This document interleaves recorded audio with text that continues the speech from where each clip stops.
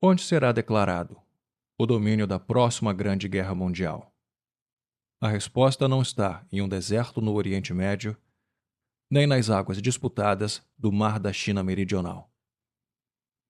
Existe um chão que quase ninguém pisou, mas pelo qual impérios inteiros já estão dispostos a sangrar.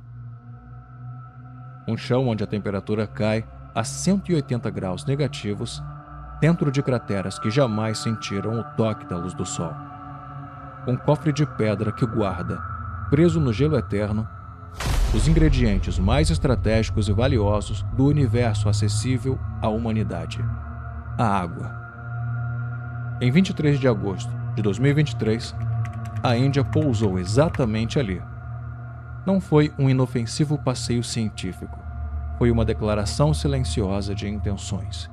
E agora, Estados Unidos, China, Rússia e uma constelação de potências emergentes estão em uma corrida cega, não para o espaço em geral, mas para aquele ponto milimétrico da Lua.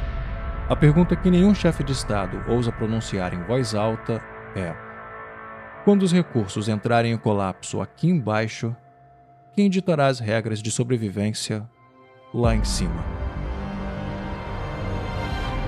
Geohumanismo, onde as linhas invisíveis do poder global ganham nome, forma e consequência. Seja muito bem-vindo.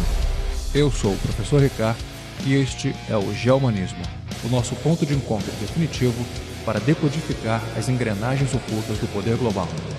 Se você cruzou o nosso horizonte de eventos pela primeira vez, inscreva-se no canal. O que você vai ver nos próximos minutos vai alterar permanentemente a forma como você olha para o céu à noite. Parte 1. A regra antiga quebrada. Para compreender a anatomia da guerra silenciosa que está sendo travada agora, precisamos primeiro dissecar o acordo que falhou em evitá-la. O ano era 1967. O globo respirava sob a paranoia da aniquilação nuclear. As duas superpotências da época, Estados Unidos e União Soviética, perceberam algo aterrorizante. A órbita terrestre seria a próxima e última linha de frente. Antes que ogivas fossem colocadas na Lua, eles sentaram à mesa e forjaram um documento chamado Tratado do Espaço Exterior. A regra central desse pacto era elegante na sua ingenuidade. Nenhuma nação poderia apropriar-se de um corpo celeste. A Lua, Marte e os asteroides seriam declarados patrimônio de toda a humanidade.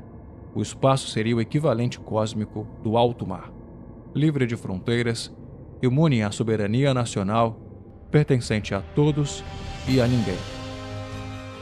Os Estados partes do tratado não podem reivindicar a soberania sobre a Lua ou sobre qualquer outro corpo celeste por meio de uso, ocupação ou qualquer outro meio. Artigo 2º, Tratado do Espaço Exterior, 1967. A retórica era impecável. Parecia o triunfo da diplomacia sobre a biologia do conflito humano. Mas é aqui que a geografia crítica nos obriga a tirar as vendas. A primeira grande ilusão da geopolítica é acreditar que uma regra escrita é absoluta. Uma regra que não especifica quem tem a força policial para executá-la não diz absolutamente nada. O filósofo francês Michel Foucault nos provou que o poder raramente opera apenas pela força bruta dos mísseis. Ele opera de forma muito mais insidiosa através da linguagem. O poder pertence a quem define as categorias, quem escreve as exceções nos rodapés dos contratos. E foi operando exatamente nessa zona cinzenta da linguagem que, meio século depois daquele tratado de paz utópico, os Estados Unidos encontraram a brecha jurídica perfeita para o século XXI.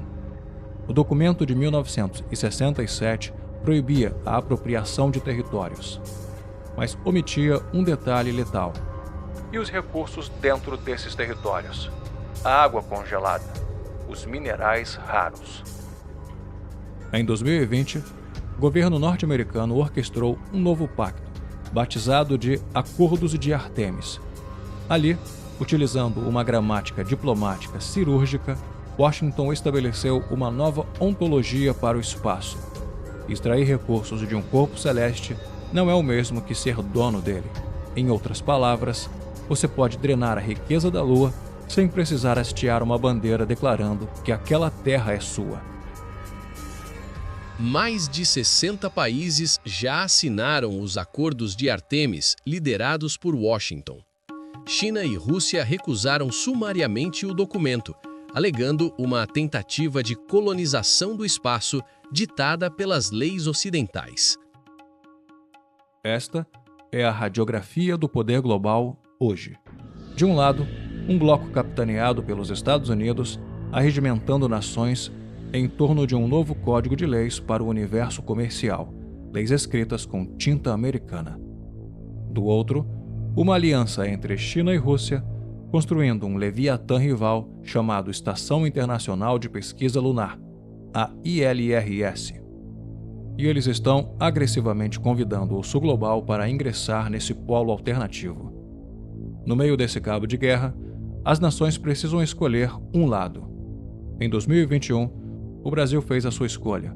Assinou os Acordos de Artemis, alinhando-se à gramática de Washington e demonstrando como a hegemonia normativa se expande silenciosamente pelas fronteiras terrestres antes de alcançar as estrelas. Dois projetos antagônicos. Dois conjuntos de regras diametralmente opostas. Uma única lua. Para que o geomanismo continue rastreando essas zonas de colisão do poder global e desvendando a geografia invisível do nosso futuro, o seu like nesse vídeo funciona como a gravidade que mantém este canal em órbita. É o impulso que nos permite produzir este nível de análise. Deixe o seu like agora. Parte 2. O gelo que define impérios. A pergunta para a qual os centros de inteligência formulam explicações é: por que as nações com maior capacidade de projeção de força do planeta estão apontando seus vetores econômicos, tecnológicos e militares para o polo sul da Lua?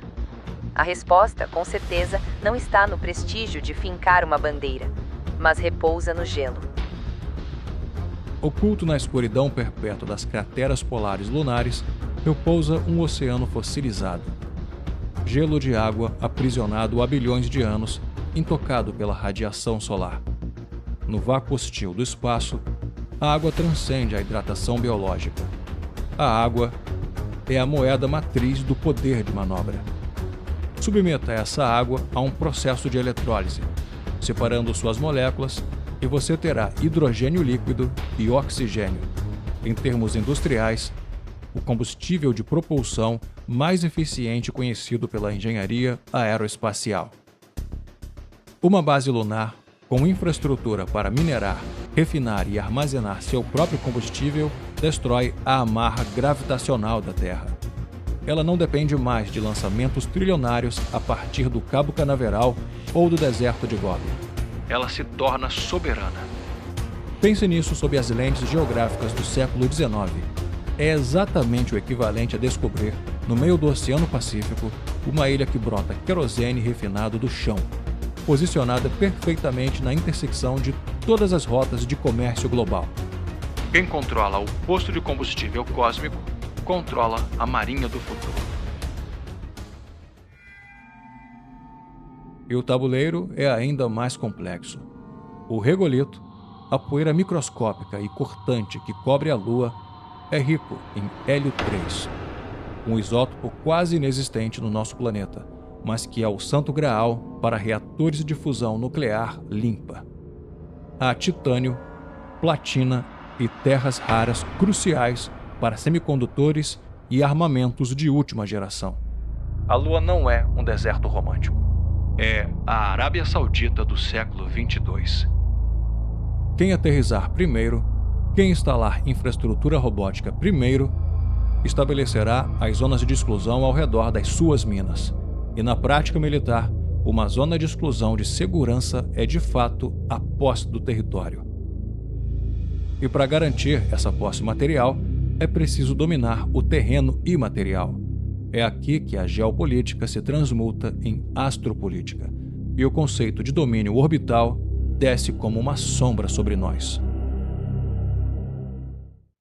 No tecido invisível da gravidade entre a Terra e a Lua, existem 5 pontos exatos onde as forças de atração se anulam perfeitamente.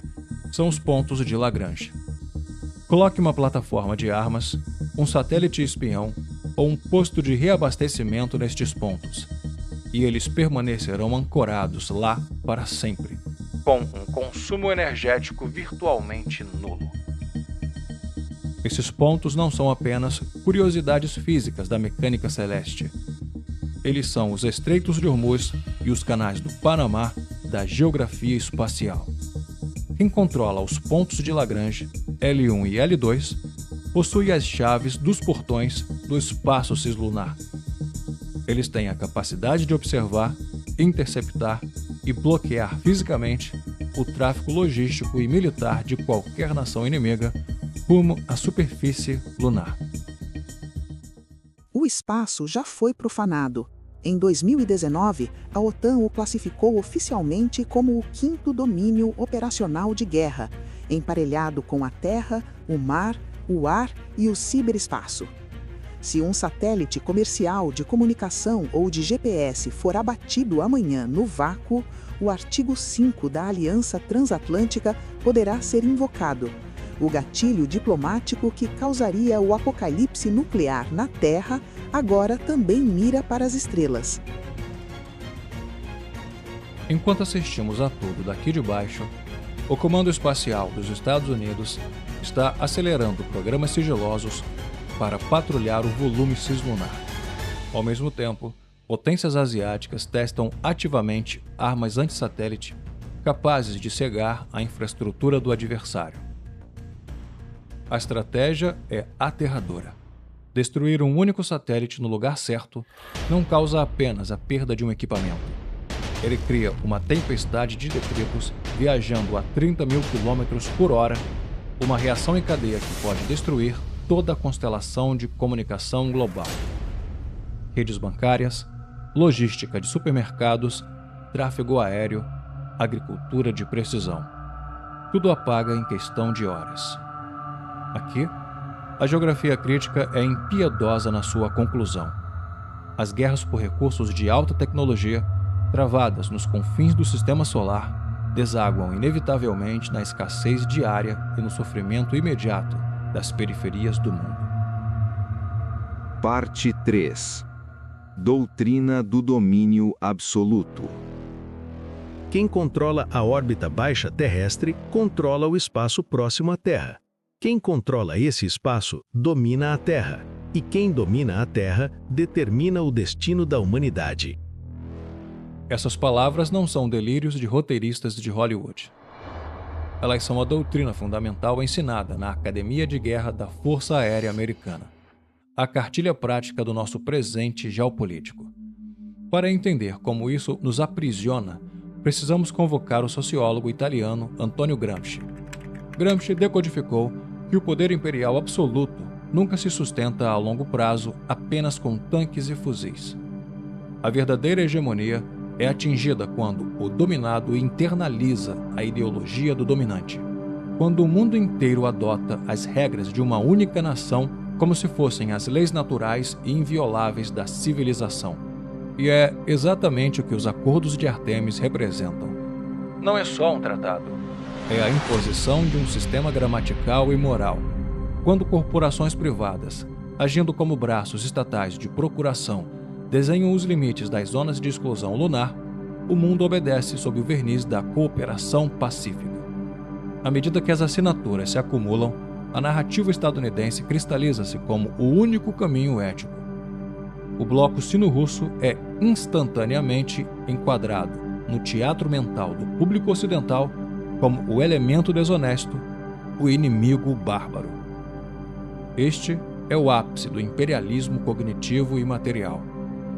E o seu campo de batalha fica a quase 400 mil quilômetros de distância das nossas cabeças.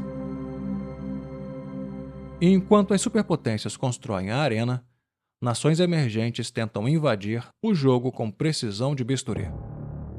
O pouso da sonda indiana demonstrou que o tesouro gelado pode se estender por áreas vastas, muito além das bordas íngremes das crateras. A Índia, de nação tutelada pelo Ocidente no século passado, agora detém o mapa do tesouro. A informação bruta transforma os outrora excluídos em acionistas essenciais do futuro. Parte final. O olhar implacável do poder. Chegamos àquela intersecção que o geomanismo nunca teme expor, mesmo quando ela nos perturba profundamente. Toda corrida armamentista e comercial para dominar o espaço cislunar começa com uma omissão psicológica coletiva, a incapacidade de questionar por que, afinal, precisamos desesperadamente rasgar outro corpo celeste. A resposta é dura. Não precisaríamos de propelente destilado a partir do gelo lunar se a nossa civilização não tivesse devorado de forma irracional os estoques de energia deste planeta. Não haveria pressa por mineração extraterrestre se a lógica predatória da acumulação de capital, de produção sem limites, não tivesse exaurido o tecido ecológico e social da Terra. A geografia crítica retira qualquer escudo de ingenuidade. A ocupação da Lua não será iluminada ou filantrópica. As exatas, mesmas engrenagens de exploração, assimetria de poder e a acumulação de renda que moldam os mapas de pobreza terrestres estão, neste momento, sendo exportadas, meticulosamente calibradas para o espaço sideral. Como Foucault diagnosticou, toda era histórica forja o seu regime de verdade. Um discurso dominante que determina o que é progresso, o que é lei e quem é descartável. O regime de verdade que está sendo blindado pelos novos tratados, pelas rotas orbitais agora, ditará a memória das gerações futuras. Eles aceitarão essas leis espaciais como fatos consumados. Porque é assim que a hegemonia vence, apagando os vestígios da sua própria violência e transformando o domínio imposto em senso comum. A única forma viável de resistência dentro desse xadrez é a clareza analítica. É nomear a estratégia do adversário e decodificar o jogo enquanto o tabuleiro ainda está sendo montado. Mas entenda que a Lua e os pontos de Lagrange são apenas os flancos exteriores dessa guerra. O espaço cislunar é o teatro físico do controle, mas a infraestrutura para dominar o mundo real, de forma ainda mais letal, já foi instaurada na Terra, silenciosamente, através das cadeias de algoritmos e do uso tático da informação. Para compreender como a verdadeira dominação do século XXI dispensa bases militares, físicas e soldados rasos, clique agora na tela e assista A Guerra Sem Soldados, a nova geografia militar da inteligência artificial. Geomanismo. Decifre o mapa. Entenda o mundo.